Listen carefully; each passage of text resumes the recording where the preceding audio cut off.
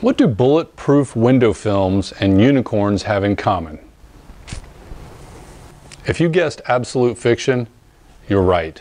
Now, one is an innocent child's fairy tale, while the other is a dangerous, potentially deadly misrepresentation of a product.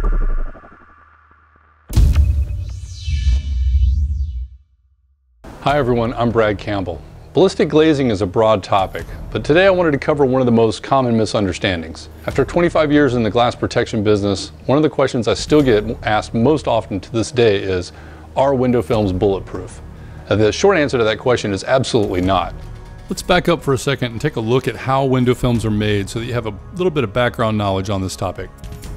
Window films are made from a polyester mylar sheeting that can be coated in various ways to achieve solar control properties, privacy, and other benefits in cars, homes, and buildings. But it can also be made in a variety of thicknesses for safety and security purposes.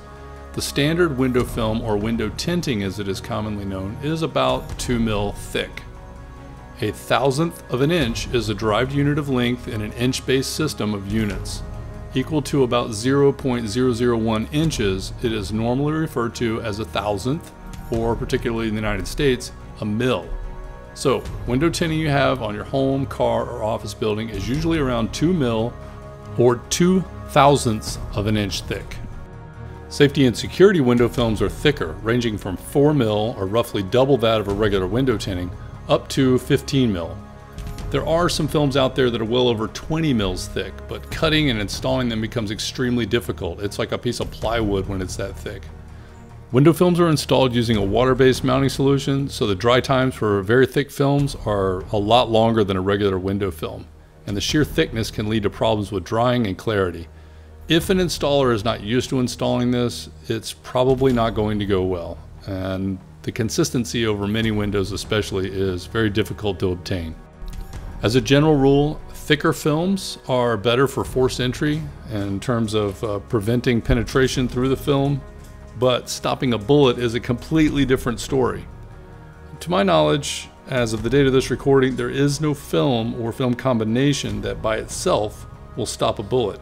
There are, however, many thick films or combinations of thick films that when applied to a very thick, heavy glass may stop a round from a small caliber handgun. The key takeaway here is that thick, heavy glass is used to obtain this low-level ballistic rating. Generally speaking, most of us don't have 1/2 inch or 1 inch thick glass in our homes. We might have an IG unit or 2 pieces of 1/4 inch glass or 1/8 inch glass consisting of an overall 1 inch thick unit, but that's got a big air gap in the middle. So again, most of us don't have a solid monolithic 1/2 inch or 3/4 inch piece of glass in our homes or our buildings.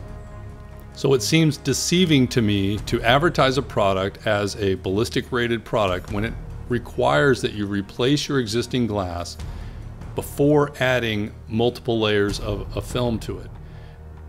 I think it's easier to go out and buy a ballistic rated laminated type glass that is a finished product without all the hazards of dry times and clarity issues, and install that rather than replacing the glass and then adding film.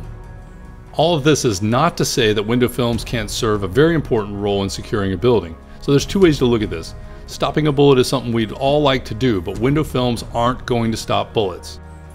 Window films can, however, hold the glass together once it's been shot, and even though the bullets pass through and can cause damage, keeping the shooter out of the building can dramatically reduce casualties by limiting the target options.